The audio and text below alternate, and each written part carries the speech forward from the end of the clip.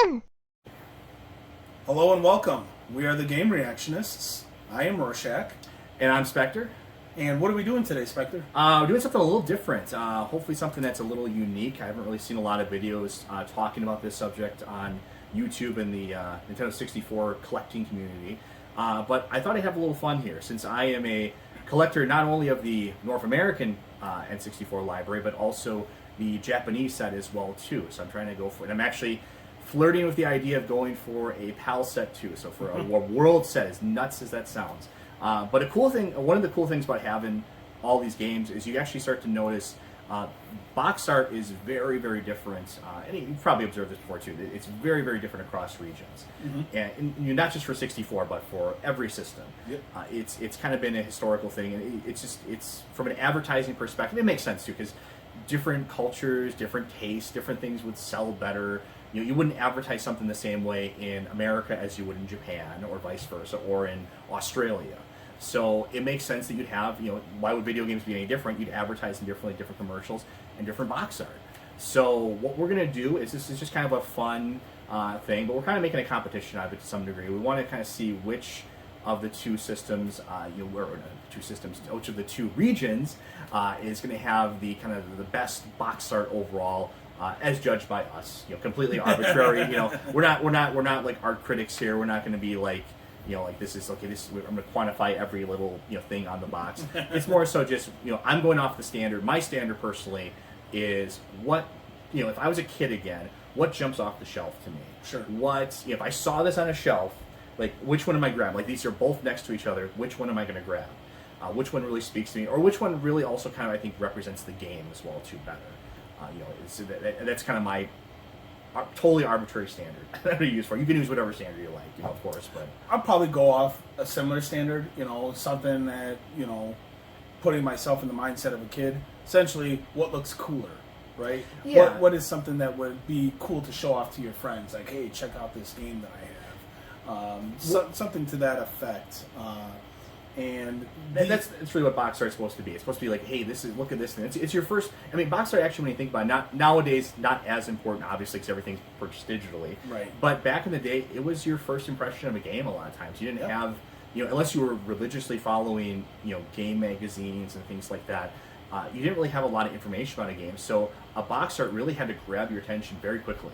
Yeah. Whether it was on a store shelf or a rental shelf, you had to really kind of get somebody's attention right away. So it's not it's not irrelevant. Otherwise, they would just make them generic black boxes that are cheap. It's something that clearly matters. It matters to Nintendo. It matters to game publishers. So it matters to the consumer. And it matters to us too. Yeah. I love like a good box art. So we're gonna go through here. We have about 20 games to go through. This is going to be a multi-part series. It would just be such a long haul if we try to do it all at once. And plus, I also don't have all the games I'd like to talk about yet. So we're going to go for about 20 games here. Some popular games, really popular games that you'll definitely recognize. And maybe you haven't seen the Japanese box art for them before. So it'll be kind of a cool thing to see that. So we're going to go through this. We'll keep a running tally as we're going through these different parts of the videos. Might have to wait a little while for part 2 and part 3 because I'm collecting at a reasonable pace. I'm not just getting everything all at once. So stay tuned for that, but it's another reason to subscribe for that. Right? Exactly. Something to look forward to. I'm giving you a tease for what's coming after this. So, and they're in no particular order as well. Yeah, no, it's totally random. We kind of just picked them off the shelf, and we tried to pick ones that I think had distinct box art. We didn't want ones because there's a lot of them that actually do have basically identical box art.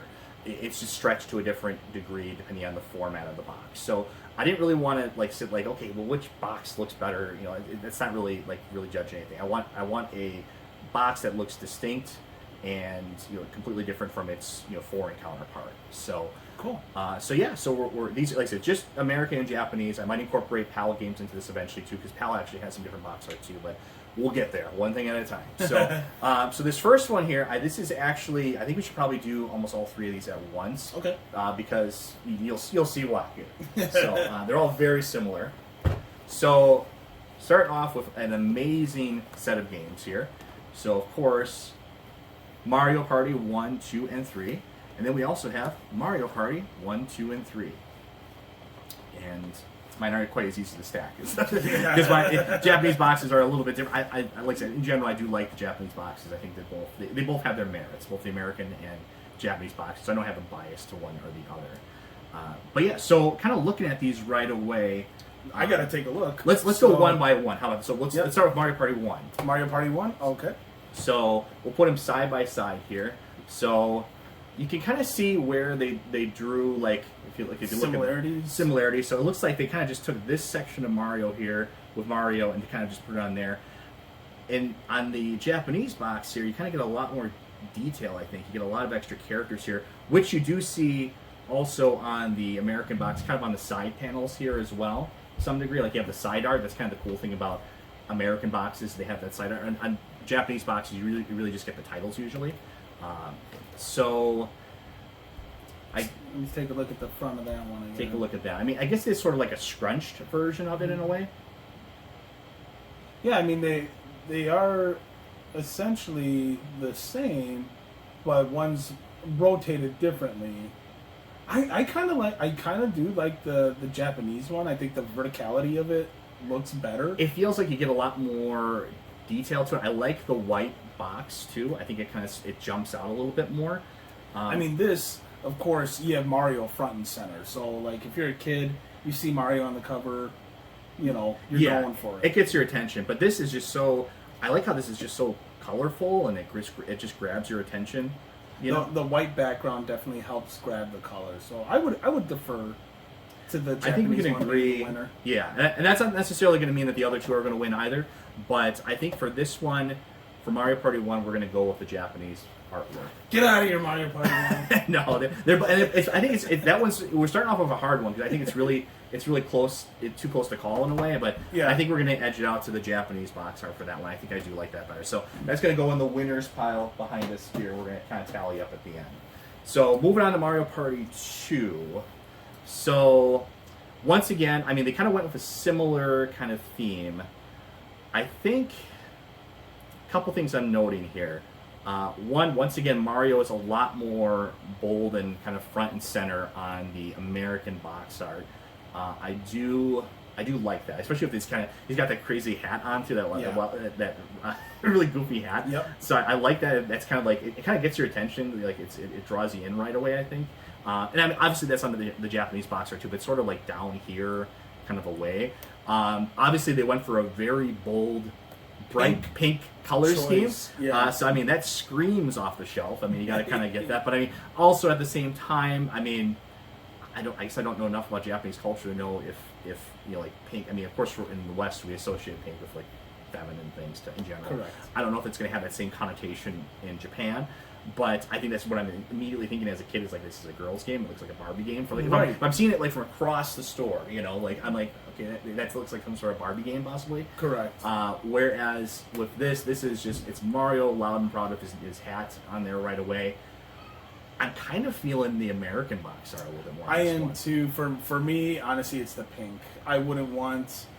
Even as an adult, I wouldn't want anything pink as part of my own personal collection. Obviously, I understand you're going for a completionist set with N64, given your passion. I get that. And for me, it's not really even the color so much. I just think that I really like seeing Mario right in front there with the hat. I think it really sells it to me. Yeah. It's like okay, if something's new and something different here, he's jumping. He's had a very much. It's different from the Mario Party 1 because he's very much more in your face. He's kind of got this almost like aggressive expression on him. It's correct. It just kind of gets your attention right away. He's pointing that right at you. You know, I like that. Yeah, so we'll that is Mario kind of Party 2. That is a very subtle thing to note too. He is actually pointing right at you, the player. Whereas in this one, it's sort of like pointing to the side almost. Correct. So I know we're looking. This is supposed to be nitpicky, okay? Yeah. So it is going to be nitpicky, but I think I'm going to give the edge. I think we're both going to give the edge to Mario Party 2. All right. So put that to the side. 1-1. All right. So last one in the Mario Party series here. So Mario Party 3. So. Take a look here. Once again, very similar. We have, it's kind of a zoom in. Essentially, the American box art is a zoom in of a section of the full art. I do like that the full art. I mean, it shows you this big cavalcade of characters that you have in the back here. I like that too. It's kind of like it's bigger and better than ever, which it should be. This is the third game in the series. It's kind of got to strike out a little bit. and they chose this kind of this attention-getting color, but it's not like so, I guess, polarizing as like a pink. Correct. It's an orange. It gets your attention really well. It jumps off the shelf. It leaps off the shelf. It's got the stars around the orange as well, too. And it's not that this one doesn't have that same kind of art to it. It's just that a lot of it's like, look at it, it's kind of like scrunched up in the top to some degree, or like there's different art on the sides there. Yeah. Which I do like. I do like the side panel art on the American box. I think that's kind of neat. And it is, of course, elephant in the room for all the American boxes. There is kind of a similar color scheme. There is sort of a theme to them where they have that kind of that yellowish and red theme to them. Correct. Whereas the Japanese box arts are a lot more, individualized, I guess, because they don't have that same common theme to them. That I'm not going to hold that against the American box, because I kind of like that. But for me, I guess I'm giving my edge. I'm leaning towards Mario Party 3 Japanese. I'm leaning to I am as well. I like the inclusion of all the characters all on one side. You see everything going on right away. This one you have Mario, Waluigi, and Luigi. And I mean, you have other characters too. You have the Koopa, the Goomba. But, these three are front and center, whereas the Japanese one, you can see everyone clear as day. So I would give the edge to the Japanese cover art as well. Okay, so we're gonna go with that. So far, it's 2-1 here. Japanese one slightly in the lead here, but we're just getting started. So, all right. So next we have another. So we have some really great games in this kind of first set here. So fantastic game here, Mario Tennis. And no, I'm not going to try to do like the Japanese titles for games. My Japanese is not even passable at all at any degree. But yeah, okay. So starting off with this right away. So once again, very similar, but I think it is distinct and different enough that we can judge them. Yeah. So the Japanese art is kind of almost like a zoom in of Mario here. We don't actually see the tennis ball, unlike the American art where we can see exactly what's going on with Mario. I think that the Japanese art's a little bit more subtle here. You can still tell it's a tennis game because he has the racket you can see there. Yeah. But I think the American one here, clearly you know exactly what kind of game this is. Correct. Mario, he's about to serve. He's throwing up a tennis ball there. So I mean, I guess it's very similar for these. I'm personally, what are your thoughts? My personal one is the American one. I like the fact that you see Mario serving up the ball on the cover. Although they are similar, you don't get that full picture on the Japanese cover. And so because you get a full scope of the game itself on the American cover, I would lean toward the American cover. I think I agree. And also worth noting, too, this is kind of, I think this is almost like something they should have reconsidered when they were doing the Japanese box art. Mario's hand is kind of cut off here. Yeah. You can't really see him, even this would have shown okay, he's throwing up a ball to serve. You kind of just see a cut off of a hand here. So I think I'm not saying it's lazy. I'm just saying it's a little. I think they could have done something a little bit different. I think this tells you exactly the type of game you're going to play. Yeah. It's Mario and playing tennis. It's right in your face. It tells you exactly what it is. So I think we got to give the edge to the American box art there. All right. Once again, like I said, we're doing this completely arbitrary. If you disagree, please let us know. Let us know. If we have something that's we're totally off base for, we'd like to hear it. But I think we're trying to be as fair as possible too. Okay, so right away I have some thoughts on this. So Mario Golf, fantastic. Once again, another fantastic game. This was a really good era for some of these Mario sports games. We got more of that in the GameCube as well too. We had Mario Soccer come out as well too. Yep. So good game here. So if you look at these right away, it looks almost like they use the same kind of artwork. It feels like from Mario Tennis. And just kind of moved Mario over and switched out his racket for a club. Whereas when we go over to the American box art, if you kind of show them that, it's very colorful and vibrant right away. It's got all the characters. The characters. Importantly, we can see Mario right in the center. We know he's playing golf. I think this is kind of leaning heavily towards the American box art. To be honest, I think this is a no-brainer. Yeah. Let me see the cover of this one again. I mean, this is just. I don't mind minimalism, which is clearly what they were going for here. But this is almost too minimalist. You have Mario cut off. I think what they were trying to do was they were trying to match the theme if you look at them together, they're very similar Yeah. in theme. So I think they were trying to match that. I just don't think it works as a standalone thing. I think this one leaps off the shelf. I want to play this game. It looks vibrant, colorful. I know exactly what type of game that is. I want to buy that game. This one, I have to read the back of the box to figure out what this is. Right. So I think you gotta go with that one. So American cover art takes the lead for the first time. Okay, this one's gonna be interesting. So I've looked at a lot of these before, so I kind of have some preconceived opinions on some of these already. So, but we'll get your take too. This will be interesting. Okay. So next one, another fantastic game here. Like I said, we have a lot of fantastic games in this lineup here. F-Zero-X.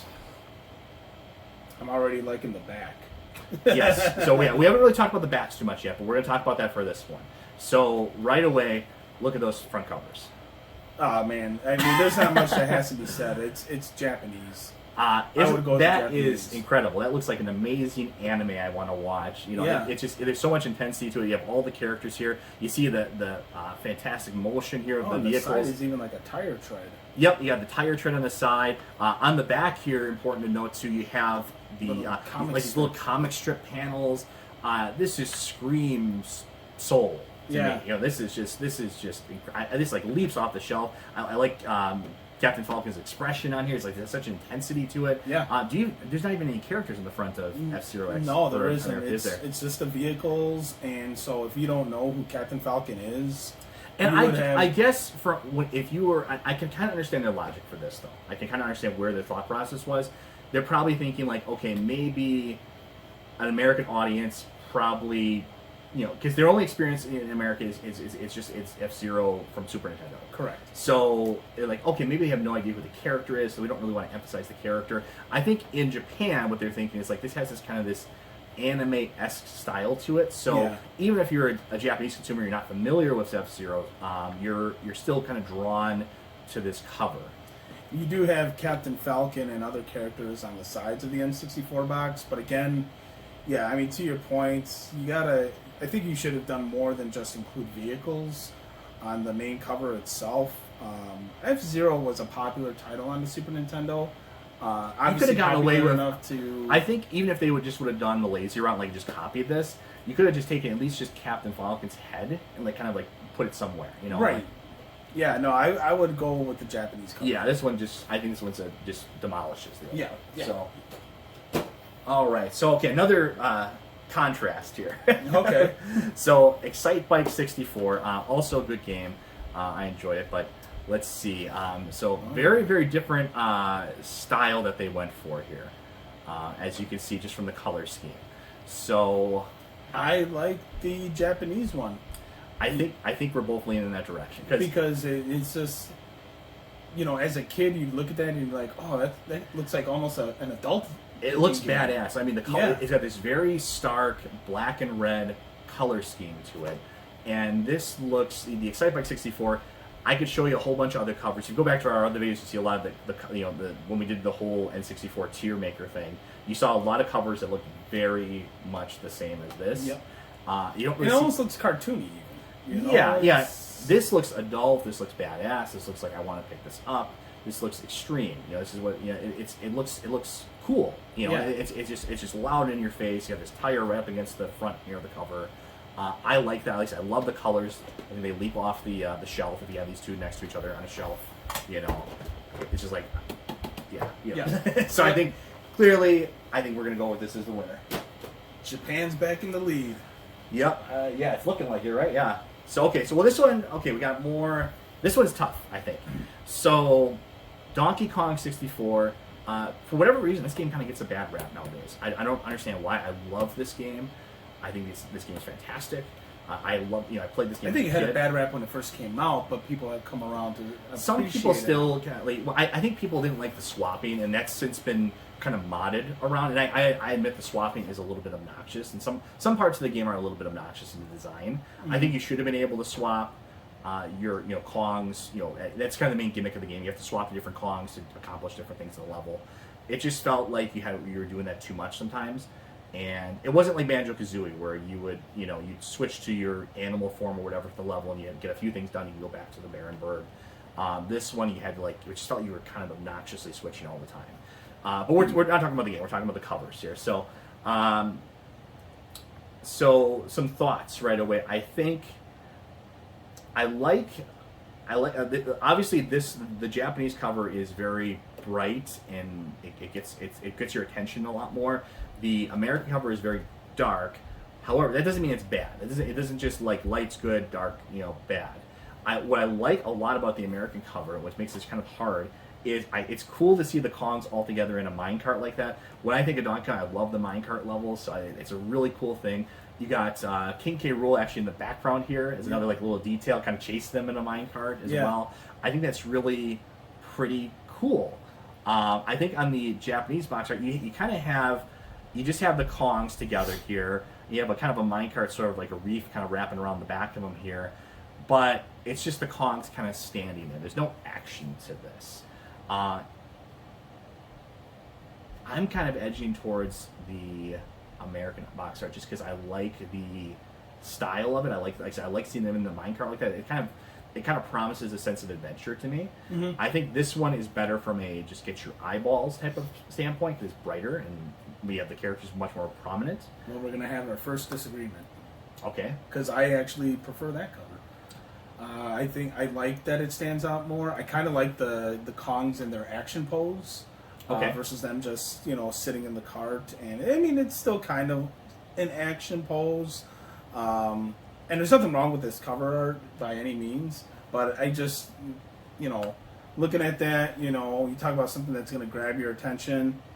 You see this cover, I do like how the title's a lot more bold and dramatic for it too, and it's kind of like So if it were up to me, I'd go with the Japanese set or the Japanese cover art. So what we're going to do in the case of disagreements is we're going to kind of do a sort of a back and forth kind of gimme mulligan type of thing. So I think this will be our first disagreement. I'm going to elect the American box art here, and then next time we have a disagreement, I will elect the we'll win the tiebreaker then. So all right. We're gonna go with the American box art for that one, just for its its unique kind of look to it. I think, and it's kind of its framing. All right, next, like I said, a lot of fantastic games here. So Diddy Kong Racing. I love this game. This is really a lot of fun. Had a blast with this, and we have two similar yet subtly different covers. So take those two side by side. Once again, I think you notice right away, Japanese box art, very colorful, very vibrant. I think the colors kind of leap off of it here. Mm-hmm. And it has a lot of the same elements here, too. We have a lot of the same characters here. The turtle, like it's TikTok or whatever. And then War Pig in the background here. I like that it's kind of interesting. The more you look at, the more different details you notice. I like in this one, Diddy Kong's actually holding a balloon as he's flying, but in this one, War Pig's actually kind of in the background. They're actually shooting lightning at them. That's kind of cool. I like how you see some more characters in the background here. I think you see that's Banjo back there as well. Conquer on there. Conquer over here as well. And so I mean, this is a tough one. I like different things about both of them. Diddy's actually a lot more, I think, kind of in your face on this one, whereas it's more so like this one. He looks like he's almost like a distracted driver. He's like, oh, hey, This one he's like, wow, coming right at you. This is a tough one. It really is. My choice. I like the Japanese one more. I like the inclusion of the additional characters on there. You see like a broader scope of it being a racing theme with the stylish background, so I would personally go with the Japanese one. I think I'm going to agree with you. I think it's very close though. I do like a lot about the American cover, but I think this one is just so vibrant. It leaps off a shelf. I think the details in the background make up for it. I like Diddy's. I wish they would have had Diddy's pose from this cover on the Japanese one, because like I say, it just looks like he's kind of just like, well, oh hey, whereas this one he's like, oh, I'm ready to come right at you. So I think we'll go with the Japanese one, but I think there's merits to both, and that's what I kind of like about this. I think there's merits to both covers. I mean, some of them are blowouts, like they're just obvious which one is cooler. Right. But I think this one is kind of one of those close borderline ones. But we're going to go with the Japanese art for that one. So far, it's pretty close. Yeah, I mean, it's pretty. We're even. almost at even. Yeah, slight edge to Japan right now, but I mean, it's been going back and forth. Yeah. All right. So next up, we have Harvest Moon, another classic here. So right away, they went for a very different kind of idea for both covers here. In a way, it's kind of funny to me. I almost feel like the American cover should be the Japanese cover and vice versa. Yeah. But it feels like that's kind of that animation style. So I think in terms of what I'm just looking at this, and it's hard for me to even like put it into words, like why I'm kind of choosing this. I'm leaning towards, so far, and we'll get your opinion too, I'm leaning towards the American one. There's something very soulful and just, there's a cozy quality about that cover. And that's exactly what Harvest Moon is supposed to be about. It's supposed to be this kind of soft, relaxing kind of game where you go and you farm, and you build this thing up. It's not like a epic action, violent brawler type of thing. It's this, you're building a farm. It's this, there's tranquility to it. There's a sense of, like I said, a sense of soul to it. And I'm leaning towards that. I am as well. The front of this one, it looks dead. There is no soul to it. It looks like AI art. Not like we didn't have AI art back then, but it kind of looks like, okay, computer, give me a box art for N64 for. We should almost do that sometime, but like do an AI program. Yeah, just see give me see box what it art. comes up with. Yeah. That'd be actually, maybe that's a video idea right there. So I think we're going to go with the American box art. Like there's something soulful about that animation style to it. I feel like warm. It's more colorful. I feel warm when I look at that. It's the word I'm looking for. It's colorful. I feel like the art is, more friendly, whereas in this, you just kind of like, you see that in the story, like, what am I going to do with this? Yeah, it's like, okay, it's Harvest Moon. It's like this. I want to look at. I want to look at all the detail on it. I mean, exactly. it's just very lovingly hand drawn. It looks neat. Yeah. All right, so another one to American. And we're back tied up again. Yep. Okay, so next two we can do together here. Okay. Got a couple more classics here. So these are let me get a sight of them real quick. Just incredible here. Incredible games. Okay, I kind of have my picks already. So yeah, we got Banjo-Kazooie 1 and 2. I played Banjo-Kazooie 1. I've never played Banjo-Tooie. Okay. So I'm not too familiar with it, but Banjo-Kazooie. They're both absolutely fantastic games. Love them to death. Classics. Really just amazing classics. We never really got a proper sequel to Banjo-Tooie. We got a follow-up to Banjo-Kazooie the years later. That was not quite what we wanted. You mean you didn't enjoy Nuts and Bolts on Xbox 360? Not many did. Although weirdly, in hindsight, it's not as bad of a game, I guess, as you can make it out to be. But it's, we never got a proper sequel to this. We got like spiritual successors like Ukulele, but we never got like a real proper sequel to this, which is sad. And there's nothing really stopping Rare from doing that even today, I guess you could say. I mean, they would have to, collaborate. I don't know if they would have to collaborate even with Nintendo anymore for that, but I don't know who actually owns the character. Microsoft owns Rare. Yeah, well, I know Microsoft owns Rare, but I don't know the characters themselves. It's yeah. Like, for example, Rare did Donkey Kong, but they don't own Donkey Kong. Correct. They're licensed to it. So, yeah. Right. So it's a little complicated, but I think they have the rights to Banjo-Kazooie. So there's nothing stopping them from making a Banjo 3, you know, but who knows if we're ever going to get that. But anyways, back to the box art. So once again, like I said, we can kind of see that theme of bold and bright for the Japanese box arts, whereas the American ones tend to be darker and, a little bit, what's the word for it? Stylized, I guess you could say to some degree. So I think I have kind of an interesting... I have a split decision on this one, actually. So do I. Okay. Well, I'll explain it first. We'll see if you follow. So, I think, just looking at these, I really love Banjo-Kazooie American box art, the North American box art for Banjo-Kazooie. I agree. For Banjo-Tooie, however, I'm leaning towards the Japanese box art. I agree. Okay.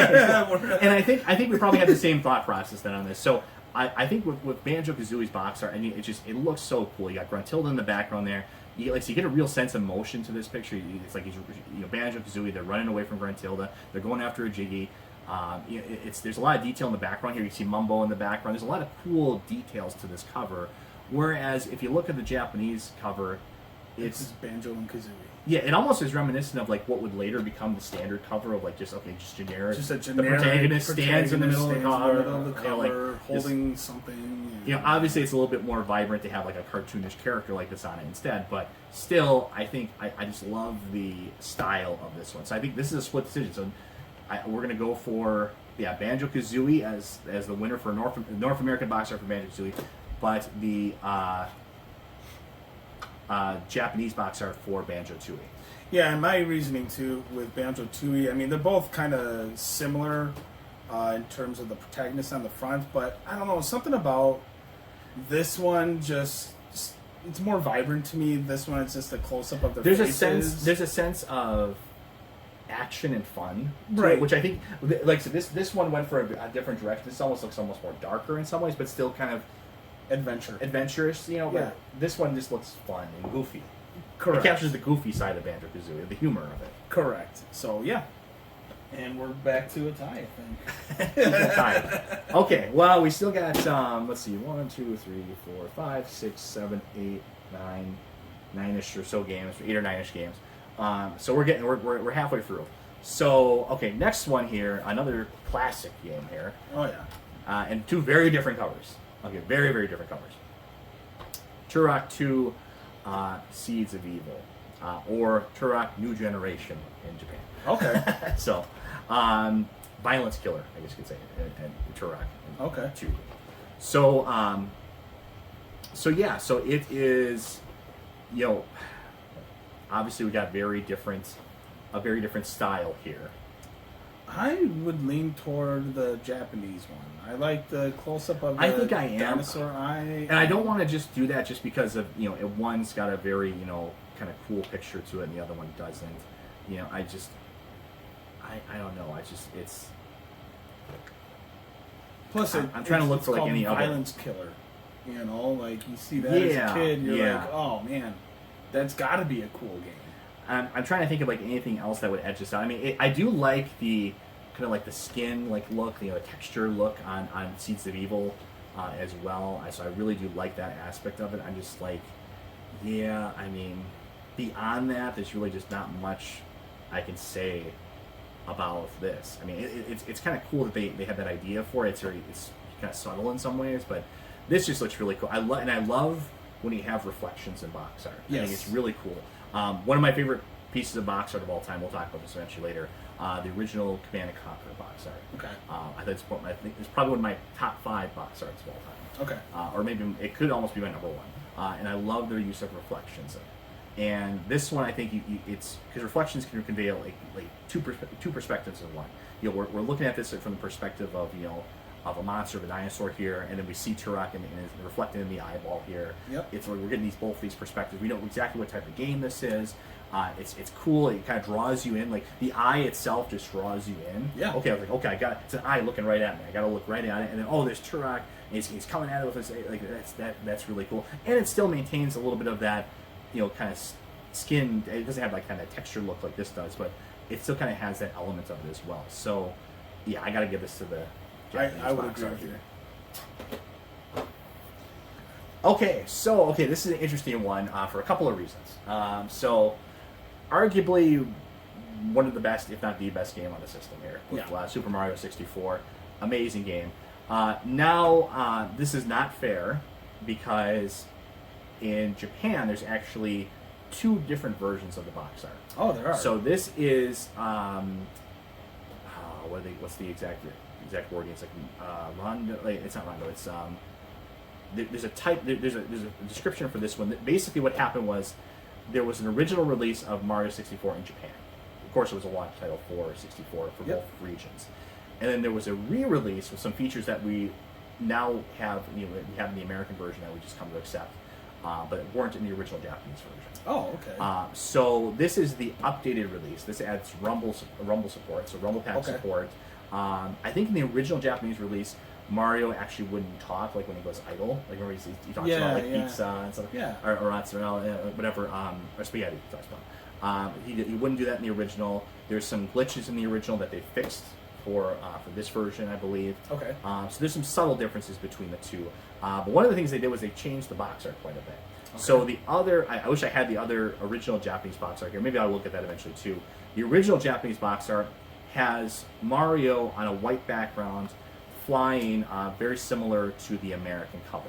Okay. So, but we don't have that here. We're going to judge it based just off of this version, the Rumble version here, compared to the American version. So, I'll let you kind of lead off the thoughts. I'm going with the American version.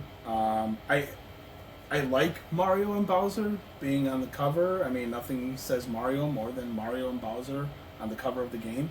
But the American version I enjoy because it kind of gives you a sense of, you know, new adventure with Mario. You know, he's got the wing cap, he's flying through the air. You know, you see the castle and the world in the background. You see the Boo, you see the Goomba. You know, you kind of get an understanding of this is going to be There's a real experience. sense of adventure and exploration to it, and having Mario flying on the cover towards you, Yep. It just gets your attention. This is kind of neat as sort of like almost like maybe like a poster or like a kind of a side thing, or like even on a back panel of a box. This would look really cool. This doesn't really you would tell almost you be too much better about the game. You'd almost be better off having this. Yeah. As the cover on the back there with Bowser shooting his flames at Mario. That almost would have been a better cover. But I mean, obviously Mario looks kind of ridiculous being flamed in the back. But I think, we have to go with the American cover, not just because it's iconic, but I think it does actually convey the sense of adventure that the game should convey. Correct. And like I said, maybe we'll come back and revisit this one eventually. When I'll get the other original box art, we'll kind of have a re-comparison of it again. Because it's very similar. The Japanese box art is very similar to this, although it doesn't have kind of the world of the background too. So I think even if I had that here, I think I'd probably edge it out towards the American box art. But I think by comparing the Rumble version to this, I think it's kind of no contest to this. Okay. Oh boy, we got some controversial ones here. So we got two in a row here we can do. All right. So this is going to be interesting, very interesting. So we'll show you both here. Obviously, it's both Zelda. Like I said, arguably, probably even a stronger argument that these are the best games on the system. Incredible games. Arguably the two best Zelda games ever made. And Ocarina of Time, not even a controversial statement to make that. I would agree. It's still the best reviewed Zelda to this day. Yep. So we have some incredible games here, and some very different choices for box art between the two regions here. So I think maybe we should go one at a time and just do Ocarina for now. So let's compare that. So now, and of course, this is another point to emphasize here. This is the collector's edition box, so it does have the gold, vibrant kind of coloring on it, sparkling kind of coloration. Came with the gold cartridge. Outside of that, though, if you didn't get the collector's edition, the regular version of the game, same exact cover art in America, except instead of the gold background, it was just a standard.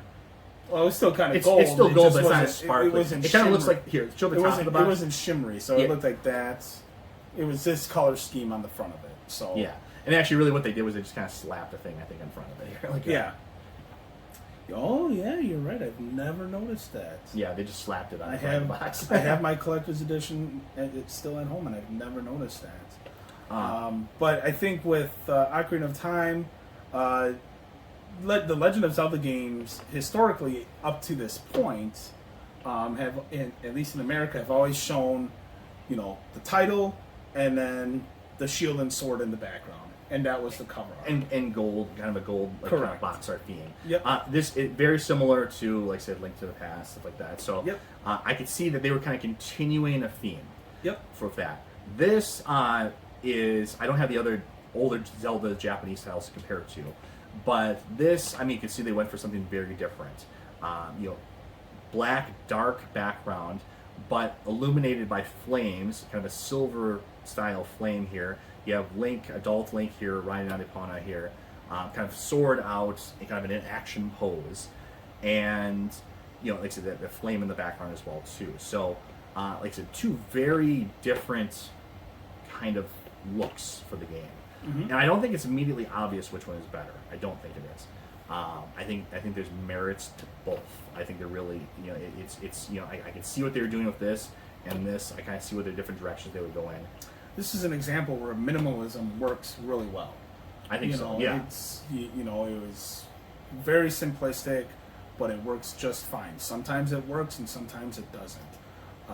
I gotta say though, I would pick the Japanese cover. And we haven't talked too much about it, but I'm noticing a trend with the back of the Japanese boxes. You know, you kind of get additional art as well with an explanation of the game. And I really like, you know, the 2 links on the back. You know, you're looking at the back of this game, you're like, oh, there's 2 links. It kind of makes here. up for it, and the American boxes sort of have it. Usually there's a very plain back on the American box, but they would kind of put art, not so much in Zelda's case. You do get Link on the side panel here, but usually they would put more art on the side of the box. Yep. Whereas in the Japanese one, usually it's just the titles Yeah. on the sides, and then usually the bottom's blank. So different kind of, you know, a lot of them have a similar level of art to them. It's just it's distributed differently, I guess you could say. But yeah, I think this one, it just looks really, really cool. Yeah. I mean, I think I like this one that it looks, it's especially the collector's edition because it's so colorful and kind of it's just like shining off the shelf. But this one just it's in such a cool action pose. It's just like, I mean, you want to just pick this up off the shelf and say, okay, what is this about? I gotta check this out. Got a guy riding on a sword here, or on his horse with his sword drawn, and flames all over in the background. It just looks really epic. It reminds me of the commercials, like the American commercials. Like they made this really epic kind of feel to it, and you know, it's I kind of like that aspect of it. So I think it's kind of tough. I really do love this cover, even though it is kind of very plain in some ways. Yeah. I do like that cover a lot. I think the edge, I agree, goes to the Japanese box art for this one. But that's not necessarily going to be the case. We'll see for Majora's Mask. So Majora's Mask. Once again, 2 very different kind of choices were made here. Yep. So this is also collector's edition cover, but the collector's edition cover doesn't really change between the 2, other than it just says collector's edition on it. So, Correct. So my thoughts on this. I'll give my thoughts, I guess, right away. I like this kind of animation style that was kind of associated with the game. We saw this a lot in the, not just the official art, but also in the player's guides, the manuals for the game. I thought this kind of animation style was really well done, really cool looking. And he actually, it's sort of, it's kind of misleading because your eyes are drawn immediately to Link here, but really there's a lot of artwork actually around Link that you see kind of in a different coloration. Probably hard to see on the camera that we have here, but there is a lot of artwork surrounding Link as well too. You see kind of Skull Kid in the back, we see the different forms of Link. You see some of the bosses back here, goats back here. So I think there's a lot going on in this cover, color-wise and kind of theme-wise, that you don't necessarily see on first glance. There's a lot of kind of depth to it, I guess you could say. Yeah. So I think that's really, really cool. Same with the back as well, too. You got some kind of extra art here as well, too, so you don't really get that in the American version one. I do like, for the American version, like kind of the crazy kind of color. It's not really like a rainbow, but it's more just like a distortion of color coming off of Majora's Mask. I do like Majora's Mask. It's front and center for this, really emphasizing that. I mean, especially, you have to remember at the time, this was a new villain for the series, really, like a main villain. You know, it's for once we don't have an emphasis on. And it was the first true sequel. First true sequel we had too, and you do have Majora's Mask on the Japanese version here as well, but it's much more smaller and cordoned off. For the American cover, it's front and center. It takes up like a good quarter of the front box. Yep. So it's really tough. I like things about both of them here, and I've always liked this cover too, but I'm leaning towards the Japanese cover. I love the art. I love the, like I said, all that's going on in the background here. The more I look at, the more I notice things I didn't notice about it at first. I think this one is still pretty good. It's got a really kind of cool color scheme, so I love Majora's Mask being emphasized so much on the cover. It's just that it's very plain, but not in service of like continuing a theme like the past, like Ocarina of Time was doing. This is just kind of plain to some degree to me. And you do have a little bit of extra box art on the side here too, but it just feels kind of plain to me. Whereas this one just has a lot of this feels like this could be a poster almost. Yeah, and I'm in agreement. I prefer the Japanese one. I do like the background illustrations. I mean, yeah, you even have the mask salesman there, and Majora's Mask. You have goats. Oh god, I'm blanking on the warrior boss name. What's his name? Oh, John was it's like let me Google it. We're gonna Google it live. But I mean, you got Zora Link, Deku. I feel Link, bad that I don't know that off the top of my head. Goron Link. I mean, so do I. I mean, I think both of us love this game most out of any of the franchise. But you know, this was this is a leaps and bounds a better cover art. This is an example where, you know, Ocarina of Time. Odawa. That's right. Yeah. Then you had Goats, Georg, and Twin Mold, and then Yep. Majora's Mask, of course. Correct. But, you know, I like the American cover arts, I but was thinking of a different name for it. man, I really wish this would have been the cover we got in America for the two Zelda titles, you know, between the two of them. So, yeah, Majora's Mask gets the win on that one. And now... Well, Majora's Mask, Japanese. Majora's Mask, Japanese, correct. So We now Japanese has a little bit of a extended lead here. a little bit, it's getting there. But I mean, it's very early in the game. We still have, we've got a few more to go through here, but we have 2 more videos after this. Probably another 30, 40 more titles altogether that we're going to go through. So the balance of power could shift quite a bit. Correct. Okay, so for this one, I kind of debated how to do this. I think just for the sake of being fair, so I have Pokemon Stadium here. I just wanted to bring it up just for comparison here. I don't think it's fair to have 3 games, so I'm actually going to drop 1 game off here. I'm just pointing this out more so for an understanding that in Japan there was an additional Pokemon Stadium game, sort of like almost like a precursor to the version that we had in America. So I believe that was, if I'm doing this correct, this was the original Pokemon Stadium here. I probably should double check it right away just to be 100% sure. And then we had Pokemon Stadium 2, which was our Pokemon Stadium, and then you had Gold and Silver, which was our Gold and Silver. I'm pretty sure that's how it worked. But either way, I'm going to drop this off. I just wanted to have it up here for comparison's sake. I'm going to drop this off because I don't want to have like an unfair advantage. I want to have the equal number of games for each region here. Okay. So we're going to compare the 2 covers though here. I think once again we should probably just do this kind of one at a time. So we'll start. Put Gold and Silver or Pokemon Stadium 2 to the side. We'll start with Pokemon Stadium. But that's Pokemon Stadium 2, isn't it? Yes, because there's 3 Pokemon Stadiums in Japan and 2 in America. So what's this one being compared against then? I'm comparing it to this one because this is the most direct comparison of the 2. Yeah. Okay. So these are essentially the same game. So Okay. And these are more the same game. So I know it's a little confusing here because, like I said, you have to remember, and that's actually pretty common for Pokemon. In Japan, they also got Leaf Green and stuff like that. Right. The green version, Right. we didn't get that. And green version really was actually just a, our version of Red and Blue was really just a mashup of green as well too. Like green's Pokemon, which kind of mashed into ours. So Okay. It's more of a trivia type of thing, I guess you could say. So, Okay. But I figured let's compare these box art, here, and I think it's actually not immediately obvious which one's better. I'll talk about what I like about both of them here. So for this art here, I really like. I mean, it's extremely colorful. You have just literally hundreds of Pokemon in the background here. I think it really jumps off the shelf, and you got kind of Mewtwo, kind of leering in from the back there, like ominously. I think that's really, really cool. It's very bright and colorful. Really shows off kind of the variety of Pokemon. Whereas the American box art for our Pokemon Stadium, It's just Charizard and Blastoise, but it really gives a good indication of what you're getting with this game because the Pokemon Stadium games are basically a 3D battle arena where you would battle Pokemon. Yeah, and So it's a cool action shot. You got Charizard doing like a flamethrower at Blastoise. I think if you compare it almost to this too, this one. If I was comparing this one to, I would say this one edges this one out. I would say so. Yeah. Just because this is just kind of a generic kind of like here's the 3 starters in final form, and there's Pikachu because we got to have Pikachu on the cover, right? Exactly. But I think it's a little bit more of a competition when you compare this one to that one. Yeah. So it's kind of tough for me. I really like Now, unfortunately for this cover, you did have the transfer pack kind of edition, kind of cutting off the art over here. Yeah. So that is unfortunate that that's just the nature of it. It had the touter new feature. It was kind of a cool feature too. Yeah. So I understand kind of drawing attention to that.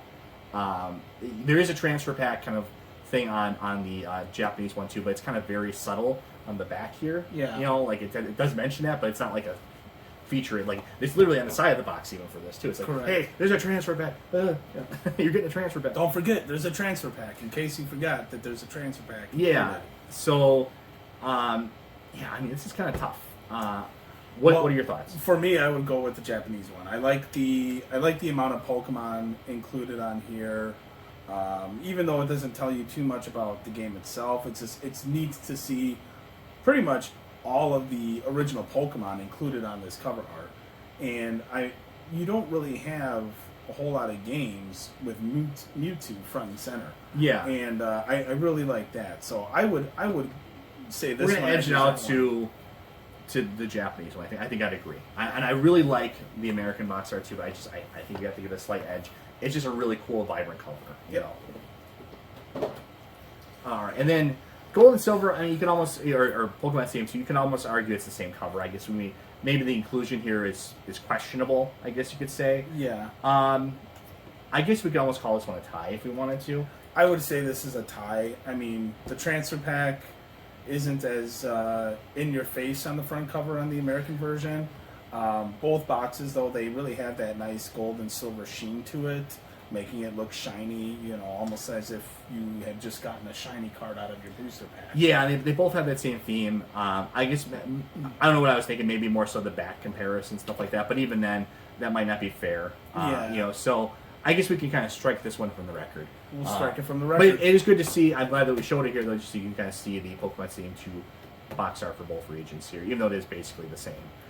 Still subtly different in some ways. So we're not going to count this one. We're going to take this one out, but at least you have to see that along with the other Pokemon Stadiums. We still got a couple more games left here. We're right at the end here. So this one's, okay, this is a very, very unique one. And I have some thoughts on this one. Box art isn't just about what's on the box, but it's also the shape of the box. Okay. So we have another amazing game here, Pokemon Snap, which is, by all rights, should not be an amazing game. It really shouldn't be. The idea of hey, I can imagine the sales pitch meeting for this is you're going to be taking pictures. You're not going to be catching Pokemon. You're just battling them. Pictures. You take pictures of them. You're a photographer. While you're in a self-moving vehicle. Yeah, well, you can't even move or go explore an area. It sounds crazy, but it's fun. It's really fun. It's very addictive. You want to. The game really has this emphasis on replaying levels and finding secrets and finding Pokemon you didn't see the first time around or getting that perfect shot, that action shot. So it's a really, really cool game. So I was excited to talk about this one just because this is probably one of the only titles we have where we can talk about the shape of the box. Okay. How that affects the presentation. So, I guess first just comparing the two covers right away. Very similar covers. Yeah. Very, very similar covers. Some different distribution of Pokemon to some degree, but they kind of move things around a little bit, but very similar covers to a large extent. And you can tell they use a Pokeball as the backdrop. Yeah. It's more obvious, I think, on the Japanese one. Yeah. But it's also used on the American box art too. The cool thing, and you kind of have to look at the side of it here to understand it as well too, is the shape of the box here. Of course, it's meant to mimic a photo, film box essentially. Back in the day, back in the old days, you go in the store and you buy film for a camera. You didn't just have your cell phone. Yeah. You actually bought film and put it inside a camera, and it came in these boxes with these kind of longer, tops to them. And then you'd have to take that film and be developed. to get them developed so you could actually enjoy your pictures. Yeah, back in the dark ages, right? So exactly. It was, and the cool thing about this game is you actually could go so I think it was a Blockbuster, and you could actually they have little kiosks you could actually develop things in. Which I'd love to get one of those kiosks if anyone ever comes across one. Please let me know. I'd be happy to buy one. It'd be cool to have. I think this is a very. I wanted to include this. I know that the artwork on the covers is very, very similar.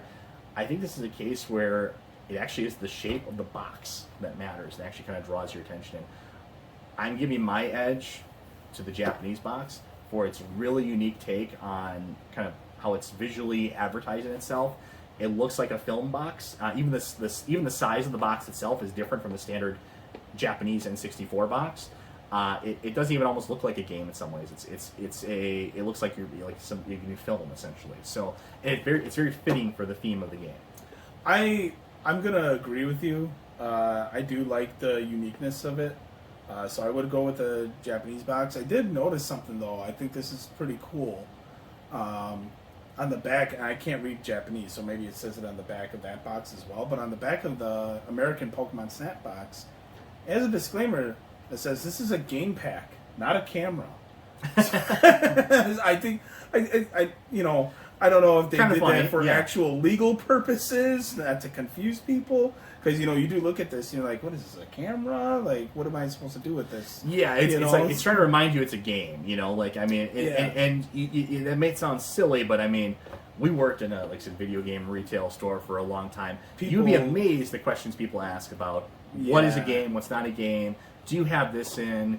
What do I do with this? What do I do with this? Yeah, Yeah. These no question is too dumb. We've kind of heard it all before. So having that on there as a real disclaimer is probably a good idea. It was, I don't think I've ever noticed that, and I was just, as I'm looking at the back of this box, this is a game pack, not a camera.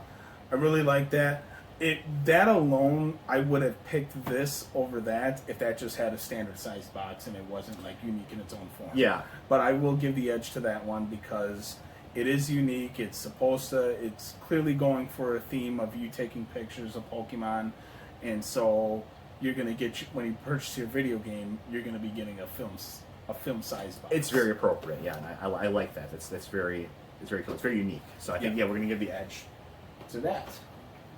All right, and then there was one. So we are down to our last title for this video. There's still gonna be at least probably 2 other parts. So.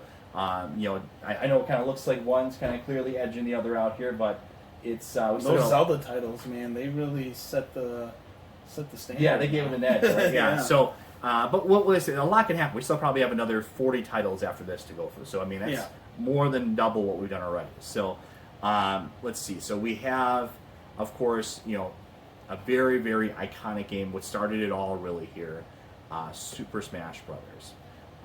And I think both covers, obviously the American cover is, and just right away, just very, iconic. I mean, they both kind of went for this kind of almost a weird choice, this kind of animation style. I already know my pick. Yeah. So they both kind of went for this animation style that's, it's kind of different, I guess, because I could see kind of what they were trying to do. They're sort of trying to homogenize all these different kind of art styles from different games and different characters into kind of one, kind of collective type of thing here. Yep. So that's what they're kind of going for here. They both went for a very different style. This almost looks more like a comic panel type of thing here that they're going for. So like a manga panel that you're reading here. But I mean, if you look at this too, I mean, it's and this kind of harkens back to the commercial. I love the kinetic kind of energy of this cover. You feel a sense of a clash. You see Samus fighting off against Fox McCloud here. Pikachu's about to go in after Mario, and it reminds me of, I don't know if you remember the commercials at the time for this game, but there was a very iconic commercial where they were all dressed up in the mascot. There's a bunch of characters dressed up in mascot uniforms like Mario and all of them, and they're just prancing through a field, and all of a sudden they start fighting each other, just pummeling each other. It was very entertaining, and it was extremely entertaining, and it was. We don't get commercials like that anymore. Not at all. So, I think this is kind of tough in some ways. I have an idea in my head, but I guess I'll just come right out and say kind of what I'm thinking. I do like both of them quite a bit. I do, however, give an edge to the American box art. I like the clash that it represents in the middle. I like the kinetic energy. I like the fighting that we're seeing right on the front cover here. It kind of spills out over into the side panels as well too. So I like that element of it as well. You kind of see that on the side panels here too. Is really kind of cool. I mean, we get a sense of what this game is right away. This big character mashup of different characters coming together to fight iconic Nintendo characters fighting each other off. I'm not saying it's the best box art in the Smash Brothers series, but it is. It's very unique. It's very stylized. I like the kind of the clashing image that we get. Well, we've reached our next disagreement because I very much prefer the Japanese one. I like the comic panel, and I know the American one has a couple of the like comic slangs. You know, the wham, bomb, zap, smash. You know, it's more vibrant on here than it is on the American one. You know, Okay. kind of, you know, you could blink and miss it. You know, you have Zap here, you have Biff here. You know, but you don't really see that. Whereas, you know, okay, you're getting this Super Smash Brothers. You know, there's obviously some brawl going down. And I do like the art style of the characters on here. I do more. like that you can clearly see the characters better on this one too, and in terms of like the different franchises represented. You have Donkey Kong on the front cover.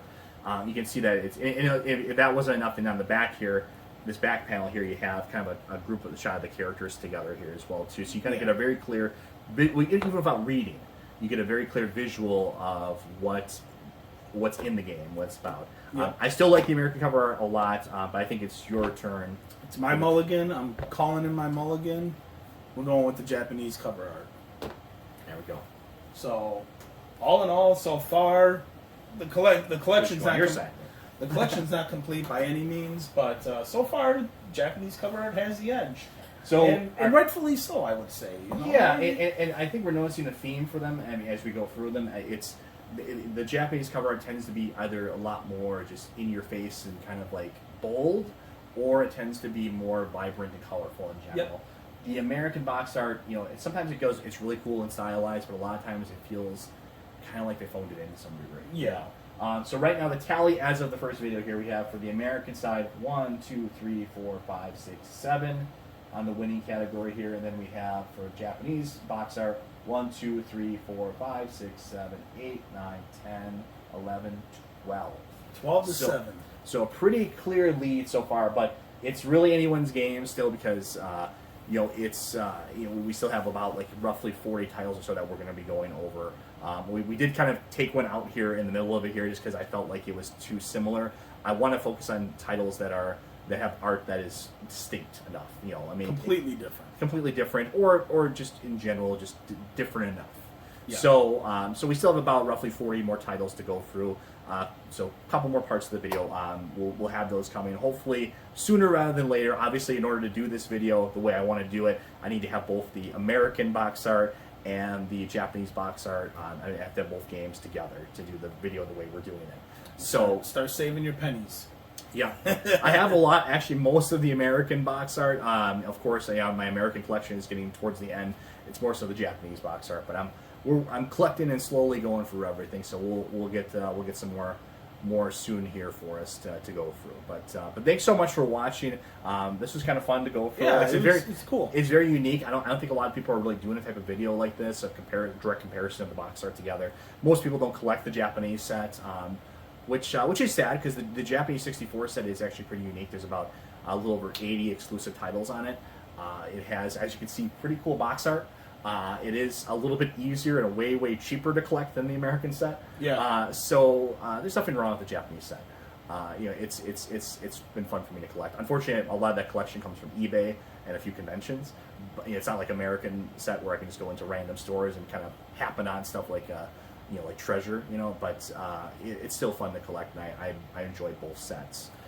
And of course, you can play Japanese games on your American 64 if you with a slight modification very easily. So thanks so much for watching. This was fun. We'll have some more parts coming soon. Any other thoughts? No, if you haven't already, check out our Nintendo 64 tier maker video we did. We did that a few months ago now, where we kind of went through his American collection. Talked about games that we have played and haven't played, and then we ranked games that we did play on a scale. So check that video out as well. I'll link that in the description below. And don't forget to subscribe and like to our stuff. You know, as cliche as that sounds for our YouTube channels, you know, we really appreciate that. Yeah, you know, we we want to share our enjoyment of the hobby with you. And we got a couple more videos coming in this series as well, too. Like I said, we're going to have at least 2 more videos. Maybe the third video might be a little bit longer because it might be kind of a catch-all for anything that's left that fits the category for comparison. So, but we're going to try to do at least another 20 for the next video, and then however many the last video is. Yep. We'll just do them all at once. And we'll have a final tally of which one is better definitively, without argument. All right. Thanks so much. We are the Game Reactionists. I am Rorschach. And I'm Spectre. Thank you so much for watching.